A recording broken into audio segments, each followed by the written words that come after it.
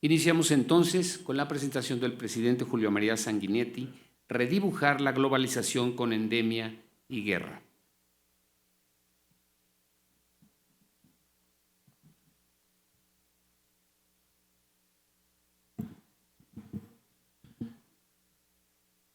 Amigas, amigos, querido Carlos, una vez más tenemos la alegría de inaugurar otra de nuestras reuniones.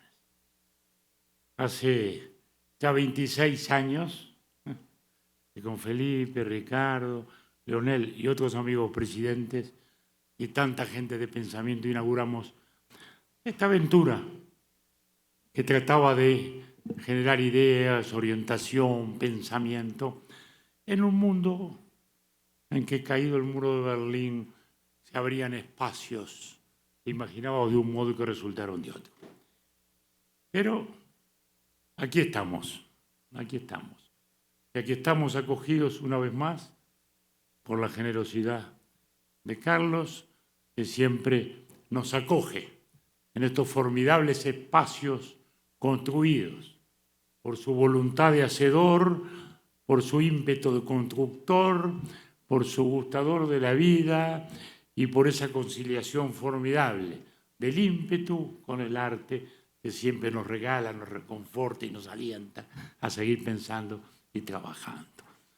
En este México, a su vez, que una vez se nos viene encima a través de estas imágenes torrenciales, estimulantes, nos hablan de ese México eterno que va desde las pirámides mayas hasta las sandías de Tamayo, desde Sor Juana Inés hasta Octavio, ¿no? desde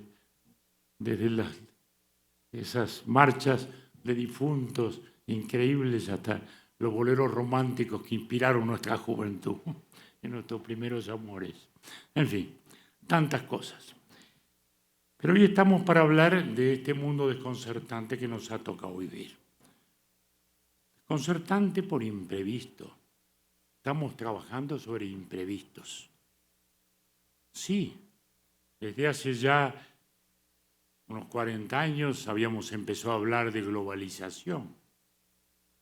Una vez que, salidos de esa dicotomía de la batalla de las ideologías, nos pensábamos e imaginábamos un mundo desde otras condiciones. Y allí se nos reveló la globalización, sociedad del conocimiento, sociedad de la información, sociedad de la tecnología, mundo digital que sustituye la civilización postindustrial. Ya no la batalla de las cosas, sino la batalla de los know-how y de las patentes, de la creación científica y de la construcción tecnológica, y todos los cambios que se proyectaban hacia adelante. En medio de esa enorme transformación, se nos introdujen dos saltos atrás en la historia, dos fenómenos anacrónicos, una pandemia, de nuevo el año de la peste,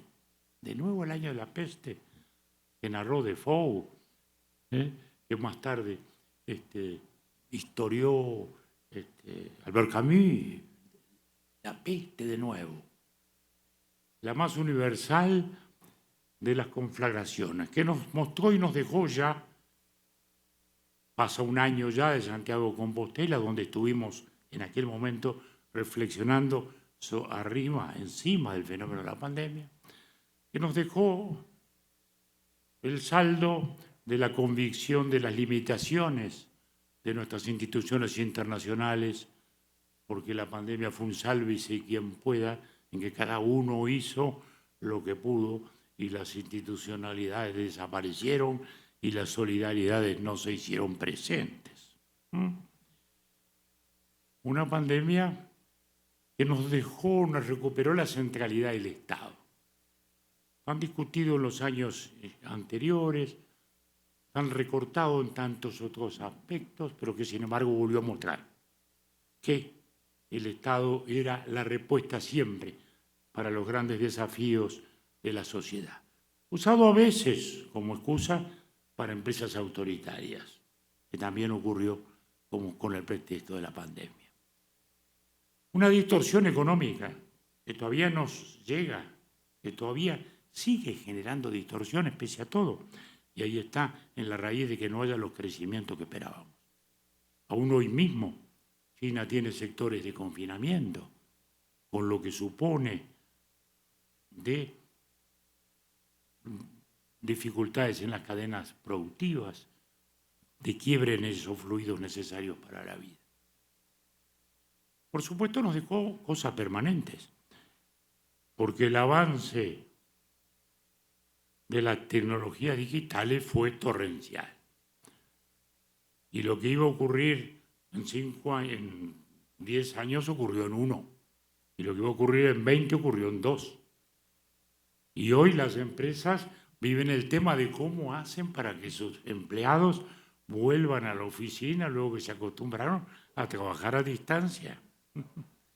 Y todo esto nos dejó la pandemia y nos lo sigue dejando, para que sintamos entonces, en este mundo de imprevisiones, más que nunca, ordenar ideas, más que nunca cuidar instituciones, más que nunca trabajar para que aquellos carriles con los cuales podemos encauzar estas incertidumbres lleguen a puerto. Y luego el otro salto anacrónico e inesperado, una guerra europea, que se transforma luego, de algún modo, en una guerra de todo Occidente. Una guerra, sí, una guerra. Y esa guerra nos reflota dos conceptos que parecían ya abandonados, porque la geopolítica parecía ser cosa de los teóricos alemanes de los años 30 o los generales brasileños de los años 60, imaginaban fuerzas en el mundo compitiendo. Sin embargo, volvemos a la geopolítica, que es justamente la oposición sustantiva al fenómeno de globalidad que nos hacía sentir que vivíamos en una humanidad armónica y conviviente. Sí, entonces, vean ustedes cómo esta guerra reflota ese concepto. Y por otro lado, otro concepto que también veíamos perimido, la seguridad nacional, que sonaba discursos de las dictaduras de los años 60, pero de la cual el ejemplo máximo ha sido Alemania, el país más rico de Europa, que un día se descubre en sus vulnerabilidades por no tener suficiente fuerza militar y por estar dependiendo todo su sistema de vida de una producción que venía de Rusia. Es decir, nace de nuevo el debate sobre cuántos resguardos de seguridad nacional tiene que tener cada Estado para sentirse protegido en ese mundo global que parecía darnos todas las respuestas sobre la base de las eficiencias de los mercados y que en cierto momento tiene esa interrupción. Y ahí tenemos la guerra, y no lo podemos mirar como una anécdota, porque no es una serial de televisión, por más que las imágenes en su reiteración nos vayan acostumbrando a ella. La guerra es la guerra. Montesquieu, en sus cartas persas en 1717, dice: tiemblo y temo ante la posibilidad de que un día creemos una herramienta que pueda destruir ciudades o naciones. Las cartas persas. Un siglo después, Carlos Marx escribe sobre el 1848 y luego Engels sobre el 1970 y publican un libro sobre justamente la guerra de Francia y dicen que los formidables avances de los instrumentos militares, dicen, han derrumbado bruscamente la posibilidad de las guerras porque se han terminado las guerras napoleónicas. Y solo podemos concebir guerras que solo pueden ser posibles si se llega a una universalidad de ella sobre la base de una crueldad infinita y de una incertidumbre enorme. El hecho es que hoy estamos en una guerra napoleónica de nuevo, aunque parezca mentira, estamos en una guerra napoleónica. Es una guerra de naciones y de fronteras que se está librando con lo que todavía podríamos llamar aquí instrumentos convencionales. Pero sabemos que están los otros, y allí está la amenaza. Porque luego de que se pensara que no habría más guerras, porque, como decía Marx, se terminaron la posibilidad de la guerra, porque vendrá un mundo industrial de paz necesariamente, vino la guerra del 14, la horrorosa guerra de las trincheras, y luego vino la guerra del 39, que fue ya no una vieja batalla de naciones, sino que fue ya una gran batalla de civilizaciones, pero que terminó ya con el uso de esas armas que temía Montesquieu en 1717 y que se pensaba que habían terminado ya con las guerras por su capacidad destructiva. Y así terminó esa.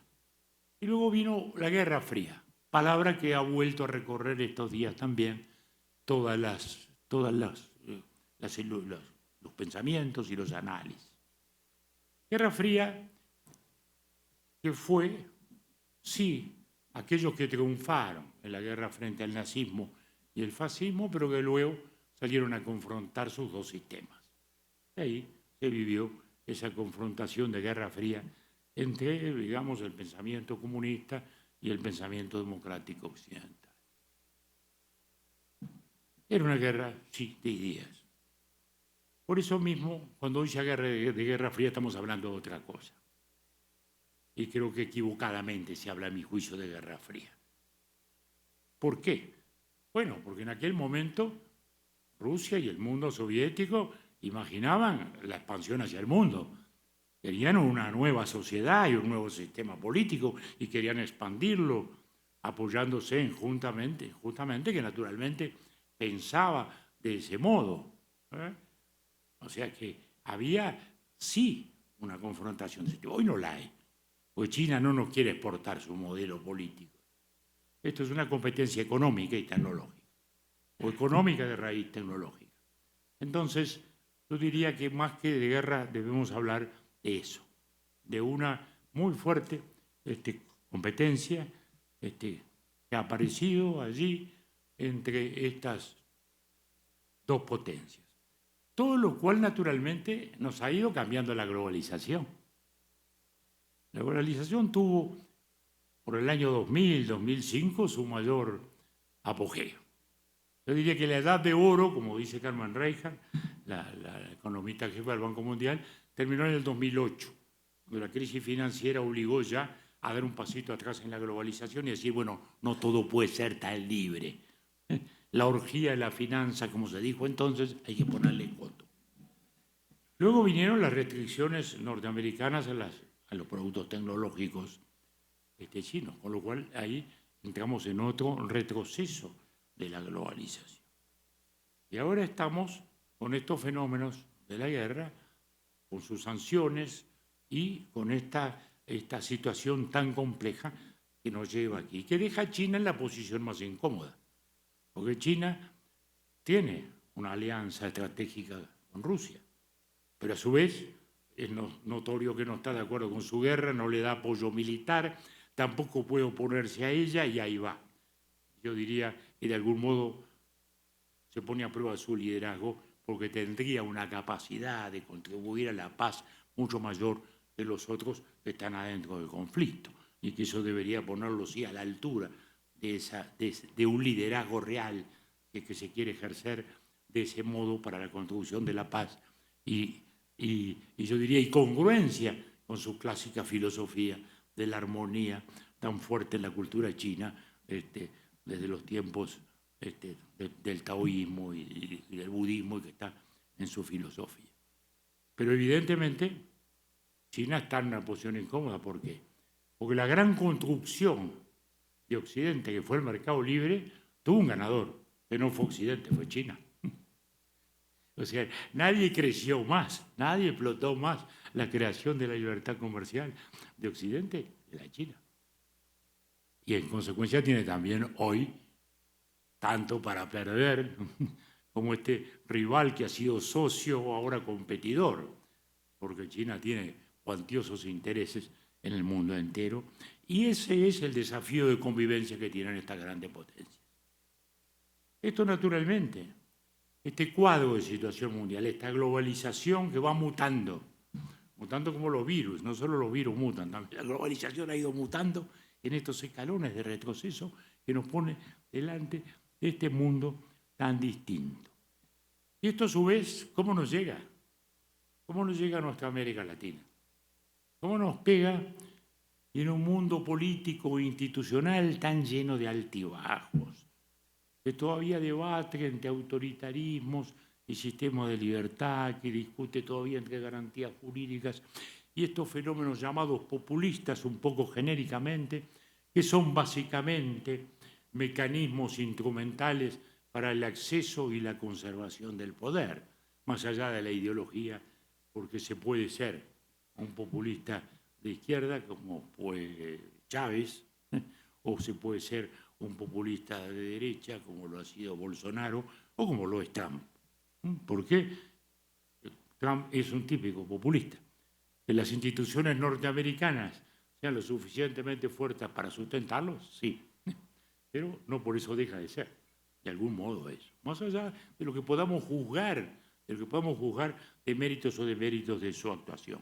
Lo mismo podríamos decir de Bolsonaro, nuestro vecino, que en muchos aspectos de su administración, que no manejó él, sino un gran equipo, funcionó, fundamentalmente por un gran ministro de Economía, pero que luego, en el terreno político, ha introducido esos factores de desprecio a la institucionalidad, de irrespeto por el adversario, y de llegar a esas situaciones como vimos estos días en esta campaña política, en que sin duda nos dolía ver a un presidente en ejercicio y un expresidente con 2 periodos estar en la televisión sin discutir una idea y no salirse de un terreno de agravios personales o de intercambios de agravios, que evidentemente no es lo que precisamos para enfocar estos temas tan difíciles, para que el sistema democrático realmente tenga la capacidad de pensar,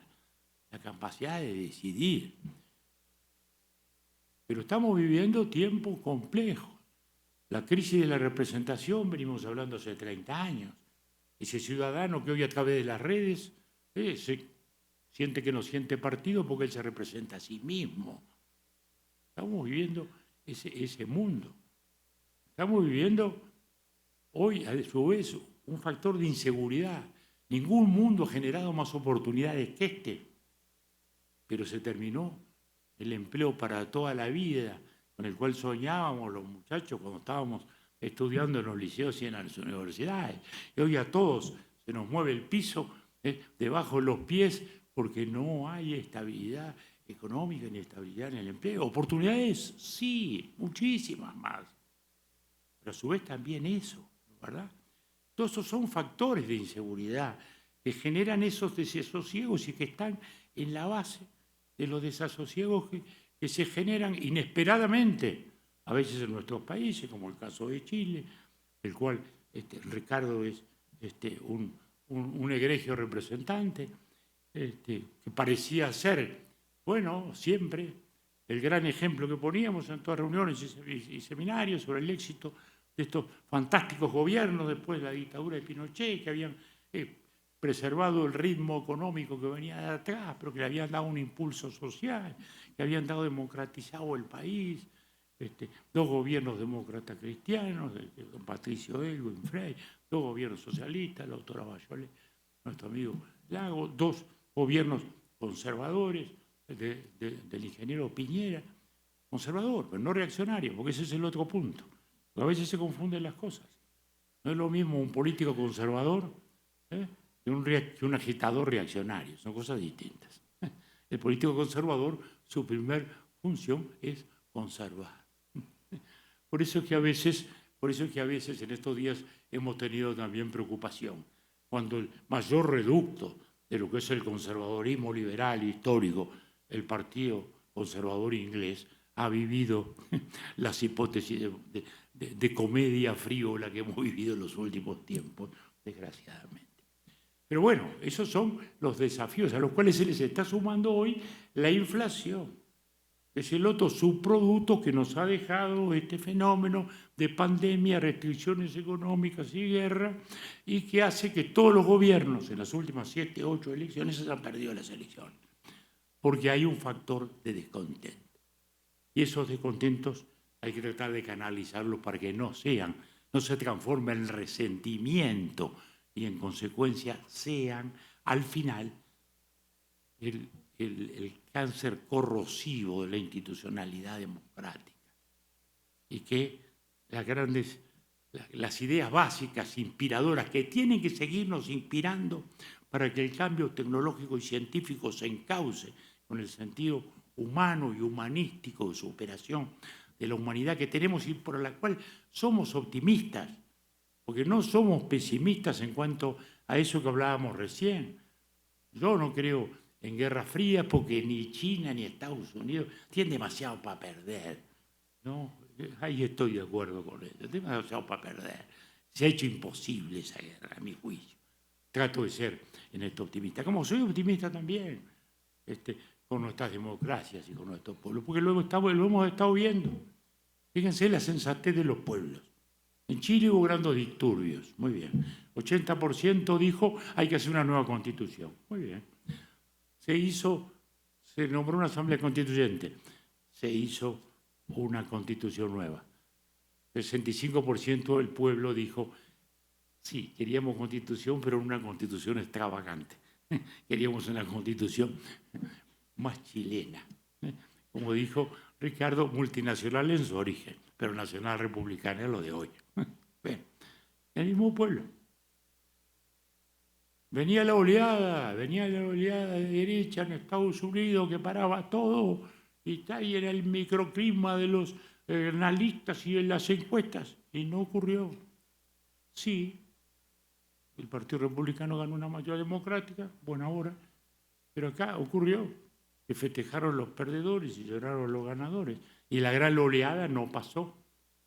Lo mismo pasó de algún modo en Brasil, venía una oleada de izquierda irrefrenable. Ganó Lula, apenitas, y el Parlamento y los gobernadores quedaron en mayoría del otro lado. Es decir, la sensatez de un pueblo que en definitiva también quiere prudencia, y que también siente que sus empleos están en juego y que la conducción está. De modo que son luces también en el camino. Por eso entonces, como decía Steiner, felizmente decía Steiner, con esa síntesis sabia de siempre, dice, las ideas que son más fuertes que las armas no precisan pasaporte para circular, pero los únicos que a veces le reclaman visas son el temor y el odio. Esos son y deben ser nuestros enemigos. Acá estamos para aventar temores y odiar al odio. Muchas gracias.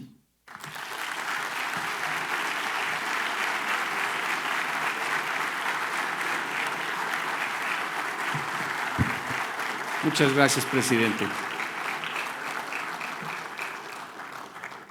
Y continuamos con la ponencia del ingeniero Carlos Slim Elú, los cambios en el trabajo y los hábitos de comportamiento, y yo agregaría, y otros temas de relevancia en este cambio de era.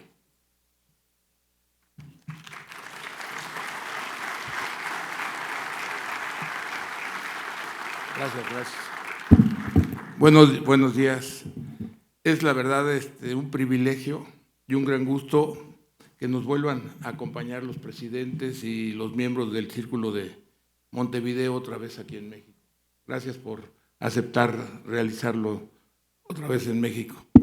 Y comentar sobre el tema de que pues ayer tuvimos una comida larga de 3 horas más o menos de los presidentes con el presidente López Obrador, que fue muy abierta, un cambio de ideas, puntos de vista. Creo que son muy importantes siempre todo lo que los presidentes, expresidentes aportan con sus puntos y sus experiencias y su talento de gobiernos extraordinarios. Todos ellos han sido extraordinarios presidentes en su tiempo, algunos de corta duración como Felipe, que duró 14 años y medio, ¿no? ¿Cuánto fue? Bueno, y que transformó España de un Producto Interno Bruto de $4.500 a 15.000 euros y cambió de subdesarrollo a un país desarrollado en esos años. Y la labor del presidente Lagos, del presidente Sanguinetti y del presidente que también es miembro que no nos acompaña, el presidente Cardoso, que hizo un gran trabajo para estabilizar Brasil, y primero como secretario de Hacienda, luego como presidente, etcétera.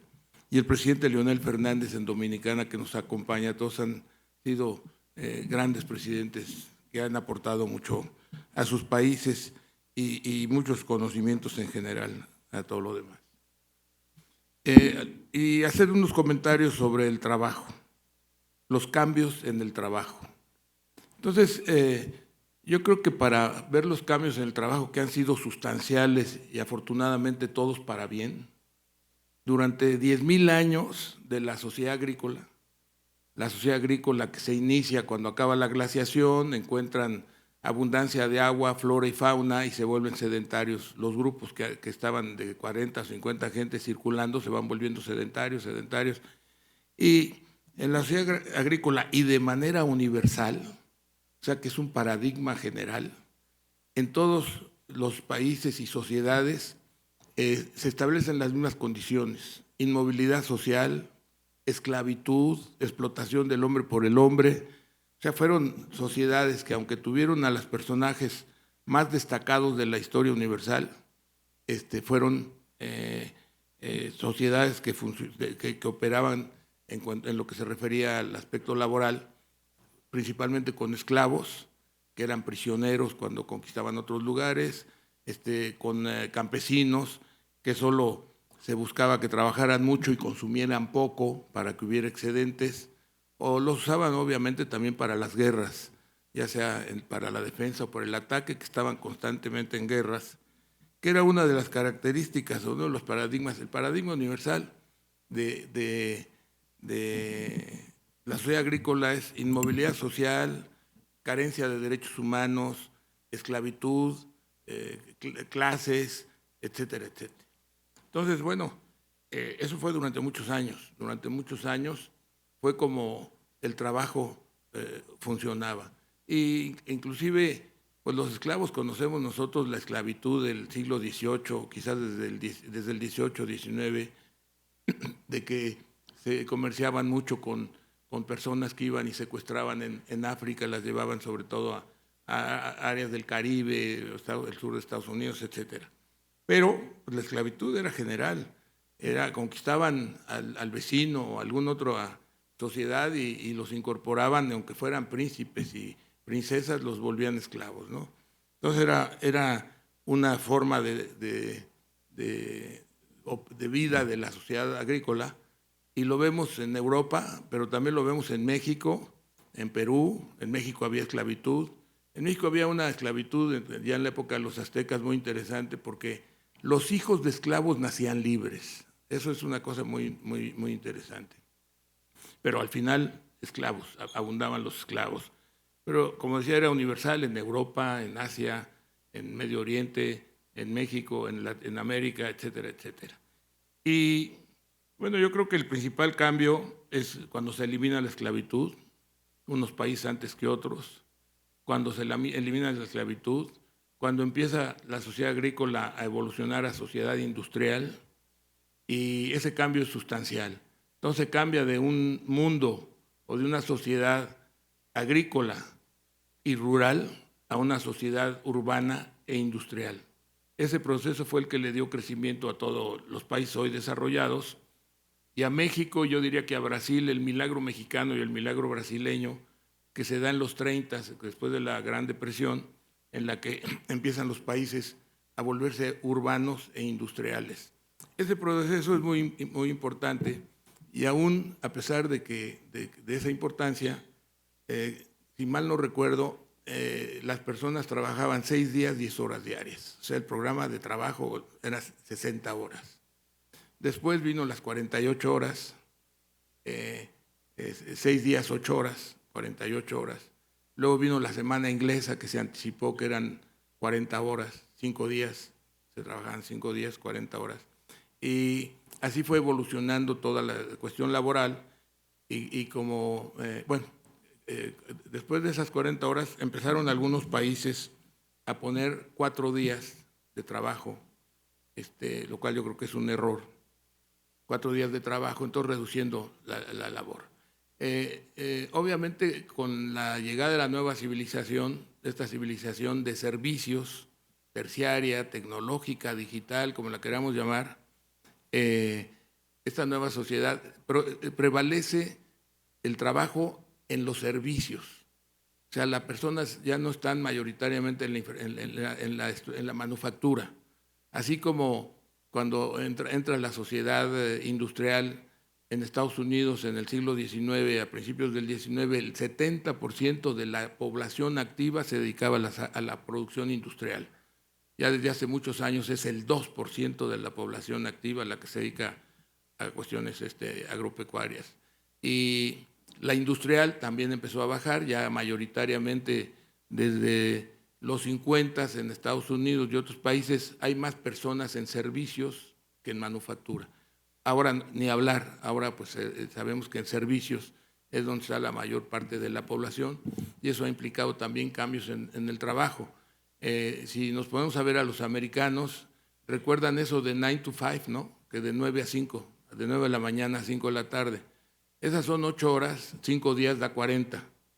Pues si le ponen el coffee break y el lunch, pues no trabajan más de 35 horas, si bien les va. O sea, son de 7 horas cuando mucho. Y la verdad es que uno de los problemas de Estados Unidos es que se ha vuelto una sociedad de servicios, no tiene manufactura o la tiene de poca productividad, y por eso ha estado importando sustancialmente de otros países, principalmente de China. Y esa es la expectativa que tenemos, que ahora empiece a importar más de México. Bueno, entonces ha cambiado de esa manera la cuestión laboral, desde la esclavitud y desde los trabajos de 60 horas a lo que estamos viviendo hoy. Pero también en estos cambios hay otro factor que, dada el aumento de productividad, cuando fue de sociedad agrícola e industrial, si mal no recuerdo, el crecimiento o la productividad a través del Reaper y el tractor subió 15 o 20 veces. O sea que lo que hacía antes 20 gentes, ahora lo hacían una. Ese cambio se está dando también en esta civilización. Si vemos, por ejemplo, los comercios, el menudeo, el retail, las tiendas que había y lo que la sustituye Amazon, ¿no? Amazon no tiene locales, no tiene tal, y es el comercio más grande del mundo. Entonces hay un aumento de productividad enorme también en esta nueva civilización, en esta sociedad tecnológica, y de ahí que puede empezar a haber problemas, o ya hay problemas con el empleo de los jóvenes que no encuentran empleo con facilidad. Entonces hay una deficiencia en cuanto al empleo. Ahí es donde yo llevo ya varios años insistiendo, yo creo que va a pasar más temprano que tarde, que empiece, no que se haga en manera general, que se hagan horarios de 3 días, de 12 horas diarias, serían las 36, son las 35 que hoy se trabajan, y solo trabajen 3 días, para que se abran la posibilidad de duplicar el empleo. Es decir, en lugar de que una persona trabaje 5 días, trabaja 3 y otra cobertura para los otros 3 de otra persona. Entonces eso se abriría enormemente la la capacidad de oferta laboral. Se duplicaría. O sea, en lugar de que trabajen 100 gentes de lunes a viernes, que trabajen 100 gentes de lunes a miércoles y 100 gentes de jueves a sábado. Eso yo espero que venga más temprano que tarde, pero no solamente es que sean 12 horas, así se ahorrarían la transportación durante 2 días, tendrían 4 días de tiempo, se crearían nuevas actividades para esos 4 días, para las personas, ya sean culturales, de entretenimiento, inclusive podría haber quien trabajara los 6 días, ¿no? Se abrirían muchas nuevas actividades, pero una que yo veo que es tan importante como el abrir más empleo es que los países, sobre todo los países occidentales desarrollados, y también nosotros, tenemos una carga de un pasivo enorme en cuanto a jubilaciones y servicios de salud. O sea, en Estados Unidos, por ejemplo, tengo entendido que las gentes que están en el servicio militar se jubilan a los 20 años de servicio. Quiere decir que una persona de 20 años se jubila a los 40 y hay la obligación, la pensión, la jubilación, pero aparte los servicios médicos también. Entonces, todos esos pasivos laborales que no se registran en los estados financieros de los gobiernos, ni siquiera se ponen las cantidades, son enormes. Son enormes porque la persona que se jubila a los 60 o 65 años, de acuerdo con las reglas de algunos países, pues ya viven 85. Es más, ya que llegaron a los 65, quizás la esperanza de vida sea cerca de los 90 y es algo que se va a seguir multiplicando. De manera que el planteamiento es que trabajen 3 días, pero trabajen 75 años, que sigan trabajando hasta los 75 años. De esa manera, el pago de las jubilaciones ya no es de 65 a 85 o a 90, es de 75 a 85. Entonces, la erogación y el pasivo laboral es mucho menor. Pero si aparte trabaja de 65 a 75, esos 10 años sigue pagando cuotas, entonces se reciben más fondos durante esos 10 años que permiten terminar con el pasivo laboral enorme que tienen todos los países desarrollados, principalmente Europa, Estados Unidos. Bueno, entonces es una observación, una recomendación, un punto de vista, yo creo que va a pasar. Pero por otro lado, está habiendo cambios, de manera que las relaciones laborales están cambiando, y eso es lo que hay que hacer en todas las empresas, lograr cambiar esas relaciones laborales de confrontación a una de cooperación. Es decir, que los sindicatos se vuelvan, y el personal sindicalizado se vuelvan uno con los mismos intereses que la empresa, que la administración y los trabajadores tengan los mismos objetivos para poder enfrentar y confrontar a los competidores.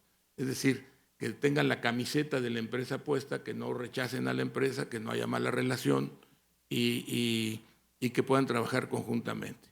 Lo hemos vivido, últimamente hemos tenido ahí algún problemilla, pero lo hemos vivido mucho en el caso de Telmex, por ejemplo, que han venido competidores y los trabajadores se ponen la camiseta y hemos podido ganar todas las batallas contra ATT en los 90, con MCI, pues en general, son gente muy capaz y cuando hay deseos o cuando hay necesidad de competir, lo hacen muy bien. Entonces, bueno, creo que esa es una forma óptima de que se funcionen las relaciones, vamos a llamarle obrero-patronales o como se digan, y que se vayan encontrando soluciones que vayan haciendo las condiciones más importantes para el trabajador y más importantes para la institución y la empresa. Dicho eso, o sea, nada más resumiéndolo, nos vamos del trabajo forzado, del trabajo esclavo, del trabajo sometido, de la inmovilidad social, de falta de derechos humanos, tal, que durante 10,000 años hay, a lo que tenemos ahora, ya una posición en que los trabajadores están en los servicios, trabajan 35 horas, en muchos lados, en las oficinas sobre todo, y esa posible cooperación en lugar de confrontación entre la empresa, entre la administración y el trabajador.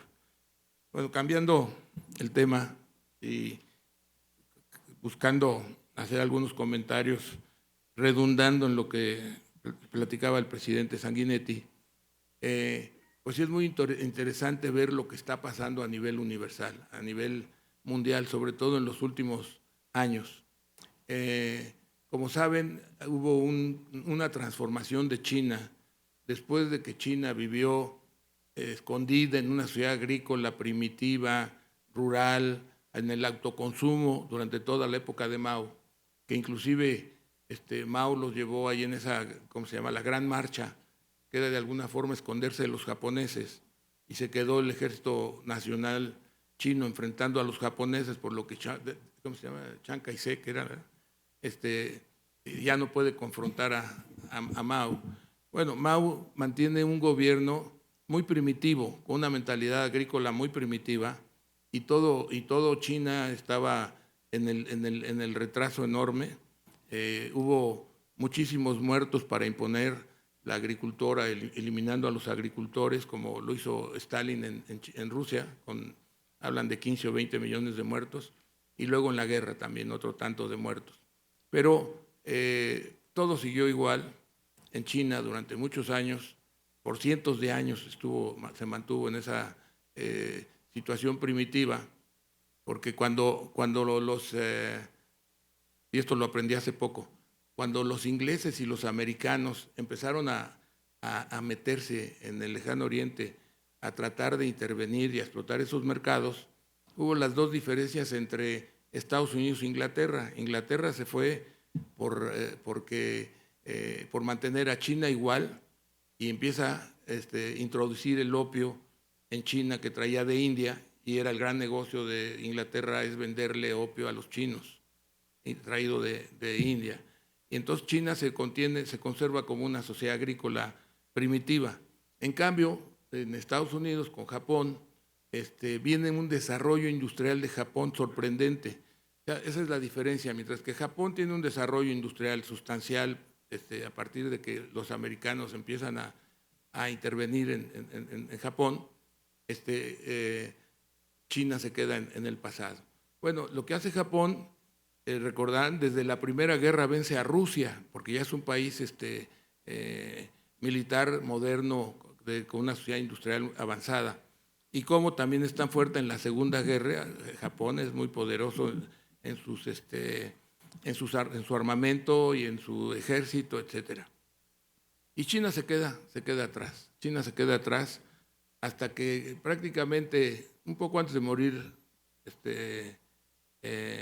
Mao, en que ya había el control de que no me acuerdo cómo se llamaban, las 4 hermanas, o no me acuerdo cómo era el grupo ese que tenía un control político extraordinario, aparece Deng Xiaoping a cambiar totalmente a China. Ponen cuatro objetivos del gobierno chino, eso es como en 76-78, 1976-1978, y lo que ponen en esos, en esa época son 4 planes de modernización. Primero, modernizar el sector agrícola, agropecuario, modernizarlo. Segundo, modernizarse industrialmente. Tercero, modernizarse militarmente desde entonces. Y lo acaban de decir hace unos años, reforzar lo de la modernización militar. Modernizarse militarmente y entrar a la ciencia y tecnología. Deng Xiaoping había ido a Nueva York, a las Naciones Unidas, y se dio una vuelta ahí por Manhattan y quedó sorprendido de los grandes edificios, construcciones. Se quedó azorado, y eso mucho lo llevó a pensar que China estaba retrasado y que había que adelantar. Bueno, entonces China empezó a usar estas reglas. Una de Deng Xiaoping era que los gobiernos duraran 5 años, perdón, 5 años con una reelección. Cosa que pasó hasta este presidente Xi, que ya se reeligió por tercera vez, rompiendo un poco las reglas que se habían establecido muchos años antes. Entonces comienza el desarrollo chino, comienzan a trabajar, a volverse, a partir de este siglo se enriquece enormemente, porque antes crecía el 14%, 12%, pero de nada, ¿no? Su nivel era muy bajo económico y lo empieza a multiplicar, a crecer al 12, al 12, al 14, al 10, no sé qué. Y este siglo es una, pues no diría explosión, pero es una potencialización de China brutal, brutal, sobre todo a partir de esos años de globalización que señalaba el presidente Sanguinetti. En esa globalización, pues algunos se globalizaban a lo tarugo, otros no sabían ni a dónde qué era, y otros se globalizaron de la manera que más le convenía a sus intereses económicos, y ese fue China.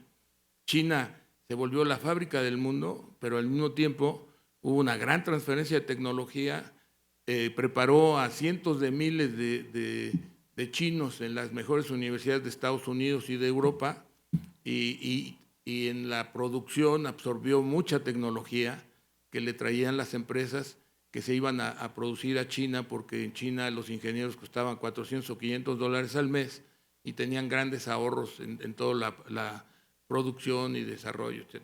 Y eso hizo que China se hiciera muy fuerte, no solamente en sus superávits comerciales, que eran enormes, no sé, quizás $600,000 al año durante muchos años, y llegó un momento en que los americanos se espantaron y vieron que China, después de que ya había Estados Unidos establecido la hegemonía mundial, en que China venía muy fuerte, tan fuerte como ellos ya en lo económico y en lo tecnológico. Y pues eso empieza a crear ya ciertos problemas que en 2 o 3 minutos los comento. Entonces, volviendo a China, China, de ser un país muy retrasado, agrícola y en el autoconsumo, y muchas veces eso ayuda para cambiar. Por ejemplo, Europa no cambia, decía Toffler, en los 90s, decía que Europa iba a tener muchos problemas para incorporarse a la nueva civilización que requiere de cambios, porque vivía un estado de confort que le costaba mucho trabajo ya cambiar. Ya tiene un estado de confort, vemos los sindicatos que tienen ciertas características, que apenas les proponen algo distinto, hacen marchas y huelgas y suspenden cualquier cambio que se proponga. No hacía China, en China pues todo lo que se planteaba, no solamente porque salía de cero o de algo muy retrasado y no estaba a este nivel de confort, sino también por el tipo de gobierno, pues vamos a llamarle dictatorial o hegemónico o monolítico que tiene. Bueno, entonces decía que empieza a cambiar este asunto de China. Pero si nos vamos hacia atrás, recordarán de la Guerra Fría que señalaba el presidente, esa Guerra Fría de la Unión Soviética y de Estados Unidos, que hace crisis, realmente la gente estábamos todos muy espantados en 1962 con la crisis de los cohetes que están ya en Cuba. Están en Cuba ya cohetes ofensivos, no defensivos. Y cuando los localizan los americanos a través del U-2, no sé, que localizan que están ahí, viene una crisis muy fuerte, una confrontación en la que Kennedy actúa con fuerza, pero al mismo tiempo no iniciando una posible guerra, una confrontación, sino dando un plazo, y al final del día llegan a un arreglo. Se acaba la crisis de los cohetes de Cuba, se retiran los cohetes de Cuba, creo que los americanos los retiran no sé de dónde, y ya se llega a esa posición de paz. Pero hay una carrera importante al espacio militar, tecnológica, porque en 1957, muchos lo vivimos, nos sorprendió, lanzan su primer satélite, el Sputnik, los rusos. Los rusos lanzan el satélite en 1957 y Estados Unidos se da cuenta que está muy atrasado, que tiene que incorporarse, que tiene que acelerar su proceso, y empieza un poco la competencia del espacio, la guerra del espacio, la cuestión satelital. Entonces, hay una competencia enorme entre los dos países y obviamente Europa apoyando a Estados Unidos, y todo eso acaba en 89, después de Reagan, que estuvo presionando a la Unión Soviética, compitiendo en esa guerra de las estrellas. Se debilita mucho la Unión Soviética y hacen su acuerdo en 89 Gorbachev con Bush 41. Hacen un acuerdo en Malta, están los dos barcos ahí parados, se ponen de acuerdo ahí en Malta, a lo contrario de Yalta. En Yalta le entregan a Stalin Europa y en Malta la Unión Soviética acepta que Europa central se libere, se vuelva independiente. Ellos independizan a todos los países, les dan autonomía a todos los países de Unión Soviética, que es un poco el problema hoy de Ucrania, a pesar de que son de 89 a la fecha, son, ¿cuántos años? Son 32 años después, quiere recuperar Ucrania. Y Estados Unidos también lleva, aunque muchos no estarán de acuerdo conmigo, pero es lo que yo sé, y además está en los libros de Bush, 41, el que se llama All My Best, y el que escribió su hija. Gorbachev lo hace en la Unión Soviética y llevar a la libertad y a la democracia, y Bush lo hace en América, lo hace con Chile. No es casualidad que todos fue en 89, pues fue el acuerdo en 89, Pinochet cambia en 90, hay elecciones en Nicaragua donde está Ortega, y paz en El Salvador, quita al de Panamá, llegan a quitar a Noriega para que haya elecciones, en Granada también. Entonces es la parte que hace Estados Unidos en América, y Gorbachev libera todo en la Unión Soviética, la caída del muro es 89, entre 89 y 90 pasa casi todo, 91. Entonces llevan a muchos países a la libertad y a la democracia. Y tratando de venir ya más hacia la época reciente, se debilita mucho Rusia, la Unión Soviética se vuelve Rusia es muy débil y queda la hegemonía de Estados Unidos. Y hoy hay una confrontación hegemónica entre Rusia y China, entre Estados Unidos y China muy delicada hasta ayer, creo que fue antier, bueno, en el que se platican Biden y el presidente Xi y se ponen de acuerdo que no va a haber guerra fría, que va a haber paz, etcétera, etcétera. Es una muy alentadora acercamiento de China y de Estados Unidos. Estados Unidos empieza a presionar a China, no sé si se acuerdan, pero en el gobierno de Obama, empieza el gobierno de Obama, en el que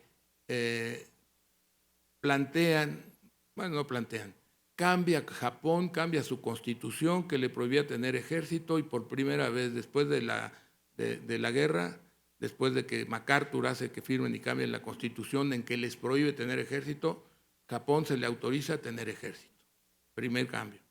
Segundo, hacen un ejercicio de la toma de una isla aquí por San Diego, en que participa los marinos, la Armada japonesa, la americana y la mexicana, ahí en la toma. Esa fue en época de Obama.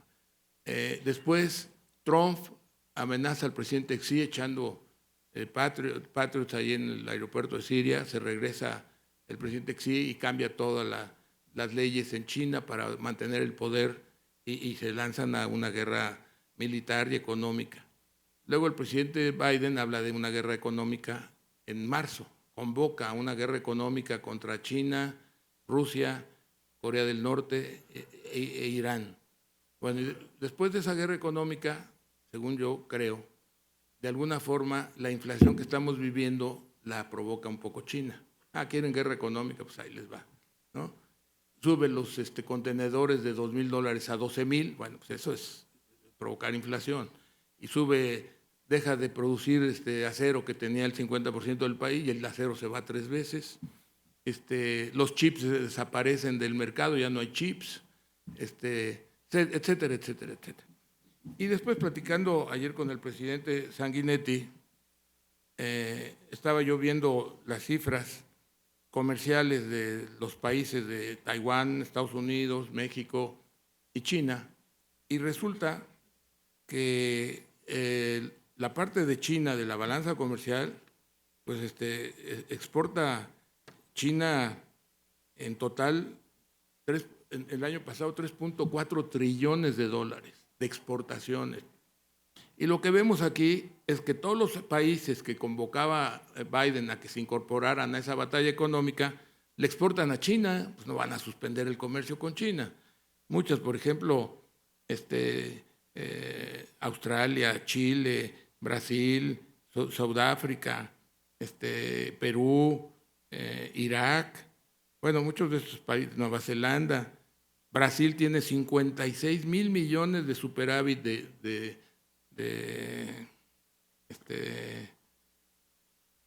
con China. Bueno, pues ese comercio, y comentábamos que la realidad se va a imponer a las inquietudes del gobierno americano. Luego, China exporta el doble que Estados Unidos. El nivel de exportación de los chinos del año pasado fue 3,4 trillones dólares. En cambio, Estados Unidos fue 1,700,000. Bueno, es el doble de exportación. El comercio de China con el mundo es enorme. Son 3 trillones de exportación y 2,600. Son como 6 trillones y pico. Eso no se puede decir ya de repente, hacer como que yo creo que fue una tontera de Europa, que de repente Estados Unidos les dice que le dejen de comprar petróleo y gas a Rusia para castigar a Rusia. Pues se autocastigaron. No encuentran petróleo, lo están comprando más caro, están desesperados con el gas. O sea, ¿cómo se castiga al que te va a surtir petróleo? En fin, entonces lo que estoy viendo yo acá, bueno, con mucha claridad, es que la realidad comercial que hay entre China y Estados Unidos y el mundo no se puede de la noche a la mañana, porque lo dice el presidente de Estados Unidos, suspender, ni para ellos mismos. Luego, la relación de Taiwán con China, esa es muy impresionante, porque Taiwán, aquí tengo las cifras del año pasado, Taiwán exporta a China, Taiwán exporta 126,000 millones de dólares, importa 82. O sea, tienes una relación económica muy fuerte con China, entre Taiwán y China. En fin, entonces yo creo pues, que lo que procede es hablar no de guerra, pero sí de una competencia de mercados, una competencia de tecnología, y que a eso lleve lo que han estado discutiendo recientemente. Entonces, eso nos puede dar más, creo que más tranquilidad, que esa realidad económica, esa realidad comercial, pues no se puede de la noche a la mañana echar a la borda. Entonces, bueno, ese es el comentario, y seguimos adelante con la reunión. Muchas gracias.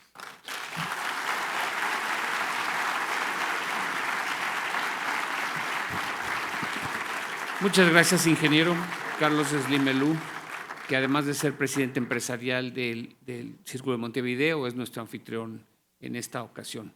Muchas gracias, presidente Julio María Sanguinetti. Y a continuación pasaremos a tomar un receso. Les encargo no olvidar sus artículos personales. Recordarles que el personal de apoyo para cualquier duda y aclaración lleva un cordón azul en su gafete, cualquiera de ellos puede ayudarles, y nos indicarán ellos mismos cuándo volver a la sala. Les suplico que a su vuelta tomen los mismos lugares que tienen ahora y que cuando regresen a la sala mantengan sus teléfonos silenciados. Muchas gracias y nos vemos en unos minutos.